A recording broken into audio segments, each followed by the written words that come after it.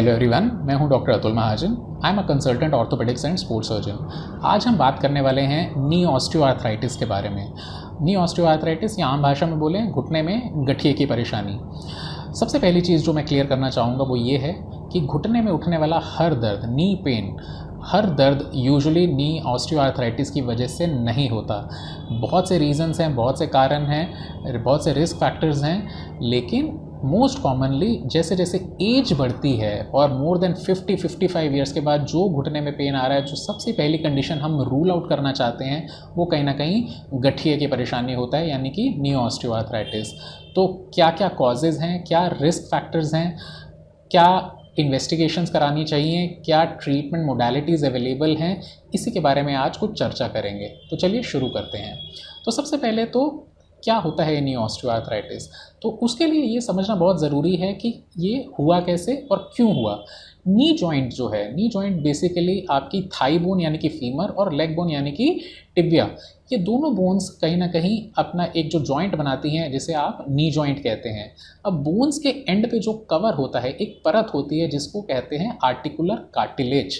ये articular cartilage का बहुत इंपॉर्टेंट फंक्शन है किसी भी जॉइंट के अंदर, क्योंकि जो आपका जॉइंट है, जो उसकी जो स्मूथ फंक्शनिंग है, जो स्मूथ मूवमेंट है, चाहे वो किसी भी प्लेन में हो, वो कहीं ना कहीं एक हेल्दी आर्टिकुलर कार्टिलेज की वजह से होती है। The other thing that is very important is कि आपके घुटने के अंदर या आपके किसी भी जॉइंट के अंदर साइनोवियल फ्लूइड होता है, एक तरह का पदार्थ, तरल पदार्थ होता है जो it acts like a lubricant. अब नी ऑस्टियोआर्थराइटिस में क्या हो रहा है, गठिए में क्या हो रहा है, जैसे जैसे एज बढ़ रही है, जैसे जैसे पेशेंट कहीं ना कहीं 45-50 क्रॉस करना शुरू करते हैं, तो जो आर्टिकुलर कार्टिलेज है इसके अंदर एक normal age related, age dependent wear and tear शुरू हो जाता है, डीजेनरेशन शुरू हो जाती है।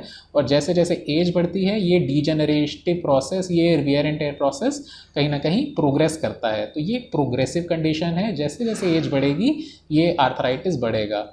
उसके साथ कहीं ना कहीं जो आपका साइनोवियल फ्लूइड है, वो साइनोवियल फ्लूइड भी जो उसकी जो सिक्रीशन की जो क्वांटिटी है वो कम होती जाती है, यानी कि वो सूखना शुरू हो जाता है। तो ये दोनों की दोनों conditions, wear and tear of articular cartilage and decreased synovial fluid in the joint, कहीं ना कहीं दोनों मिलके आपके घुटने में ऑस्टियोआर्थराइटिस का मेन कारण बनते हैं। अब हम बात करते हैं कि क्या क्या रिस्क फैक्टर्स हैं, क्यों होता है ये ऑस्टियोआर्थराइटिस। अब सबसे पहली बात जो समझने वाली है वो ये है कि ये एज रिलेटेड है, तो ये सब में होना है। इसमें कुछ रिस्क फैक्टर्स होते हैं जिसकी वजह से ये ऑस्टियोआर्थराइटिस कुछ पेशेंट्स में तेज़ी से हो सकता है। सबसे इंपॉर्टेंट रिस्क फैक्टर है ओवरवेट, ओबेसिटी का होना। तो आप ये सोचिए कि जितना आपका वेट है वो सारा का सारा वेट कहीं ना कहीं आपके वेट बेयरिंग जॉइंट्स में लेना है। तो चाहे वो आपकी हिप जॉइंट है, चाहे वो आपके नी जॉइंट है, या चाहे वो आपके एंकल जॉइंट है, ये सारा एक्स्ट्रा वेट कहीं ना कहीं ये वेट बेयरिंग जॉइंट्स हैंडल कर रहे हैं।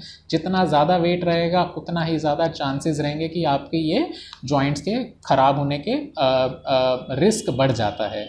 इसके साथ में कोई पेशेंट्स अगर ऐसी जॉब प्रोफाइल में है जिसमें उसको ये वाले जॉइंट्स को कहीं ना कहीं ओवर एक्सर्शन हो रही है या ओवर स्ट्रेन हो रहा है, जैसे कोई पेशेंट बहुत ज़्यादा पालती चोकड़ी मार के काम करते हैं, नील बहुत ज़्यादा कर रहे हैं, स्क्वाट बहुत ज़्यादा कर रहे हैं, कोई पेशेंट ऐसा कि जो हैवी एक्सर्शन बहुत ज़्यादा है, किसी के बहुत ज़्यादा प्रोलॉन्ग स्टैंडिंग आवर्स हैं, ये सारी की सारी दिक्कतें, कोई स्टेयर्स बहुत ज़्यादा यूज़ कर रहा है, ये सारी कंडीशंस भी कहीं ना कहीं एक act like a risk factor और ऑस्टियोआर्थराइटिस की प्रोसेस में वो चीज़ एक्सेलरेट कर सकती है। अगर हम बात करें मेल्स और फीमेल्स की, तो यूजुअली मेल्स और फीमेल्स में till the time of 50 to 55 years इसकी जो इंसिडेंस है वो कहीं ना कहीं इक्वल है, लेकिन कहीं ना कहीं 50-55 के बाद जैसे लेडीज़ के अंदर मेनोपॉज का पीरियड शुरू होता है, बिकॉज आपका जो ईस्ट्रोजन का प्रोटेक्टिव इफेक्ट था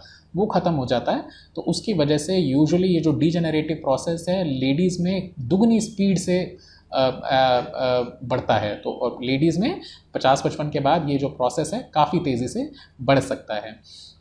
ऑफ कोर्स ये जो सारी कंडीशंस हमने बात करी ये कहीं ना कहीं प्राइमरी ऑस्टियोआर्थराइटिस में आ जाता है, जिसके अंदर एज रिलेटेड प्रॉब्लम हो रही है। लेकिन देर आर कंडीशंस जिसकी वजह से अगर आपके घुटने में कोई चोट लग गई, घुटने के अंदर कोई इन्फेक्शन हो गया, घुटने के अंदर कोई किसी हड्डी का कोई ट्यूमर हो गया, या गठियाबाई की शिकायत है। गठियाबाई वो जो अपने आप में एक बहुत बड़ा टॉपिक है, उसके बारे में हम आने वाले दिनों में चर्चा करने वाले हैं। गठियाबाई जैसे पेशेंट्स में ये चीज़ ऑस्टियोआर्थराइटिस वाली कंडीशन एक्सेलरेट हो जाती है। उस कंडीशंस में कहते हैं कि ये सेकेंडरी ऑस्टियोआर्थराइटिस हो गया। तो ये एक बेसिक रिस्क फैक्टर्स थे जिसकी वजह से आपके घुटने में दिक्कत हो सकती है। अब हम बात कर लेते हैं कि क्या क्या दिक्कत होगी एक पेशेंट को नी ऑस्टियोआर्थराइटिस में, इसके क्या सिम्टम्स होते हैं। तो जो सबसे पहला सिम्टम पेशेंट को आता है वो होता है दर्द का आना, पेन का आना। और इस पेन का कैरेक्टरिस्टिक स्टार्टिंग में ये होता है कि ये जो पेन है कहीं ना कहीं अंदरूनी तरफ, इनसाइड ऑफ द जॉइंट पहले होती है। जैसे जैसे बीमारी प्रोग्रेस करती है तो ये वाली जो पेन है वो कहीं ना कहीं डिफ्यूज़ हो जाती है, आपके पूरे घुटने में आने लग जाएगी। ऑफ कोर्स वहाँ पे अंदर वेयर एंड टेयर चल रहा है, जैसे जैसे वेयर एंड टेयर बढ़ेगा अंदर वो सूजन भी आएगी इन्फ्लेमेशन की वजह से, तो आपको घुटने के आसपास अपने सूजन भी दिख सकती है। इस सूजन अकड़न की वजह से, इस पेन की वजह से जो अंदर के जो टिश्यूज़ हैं, जो कैप्सूल्स हैं, वो कहीं ना कहीं स्टिफ होने लग जाते हैं, अकड़ने लग जाते हैं। तो आपकी जो पैरों की जो मूवमेंट्स थी, जो पहले फ्रीली मोबाइल थे, वो मूवमेंट्स कहीं ना कहीं रिस्ट्रिक्ट होने लग जाएंगी। पेशेंट को जकड़न फील होगी, पेशेंट को स्टिफनेस आने लग जाएगी। जो मूवमेंट्स पैर की हो रही थी वो डिक्रीज़ हो जाएंगी। आप पैर को अंदर की तरफ हाथ लगाओगे, पेशेंट को काफ़ी पेन होता है। और जैसे जैसे बीमारी बढ़ जाती है तो कहीं ना कहीं पैर की जो अलाइनमेंट है वो भी टेढ़ी होने लग जाती है और पेशेंट का डिफ़ॉर्मिटीज़ भी शुरू हो जाती हैं। तो ये कॉमन सिम्टम्स और साइंस हैं कहीं ना कहीं जो पेशेंट में देखने को मिलते हैं।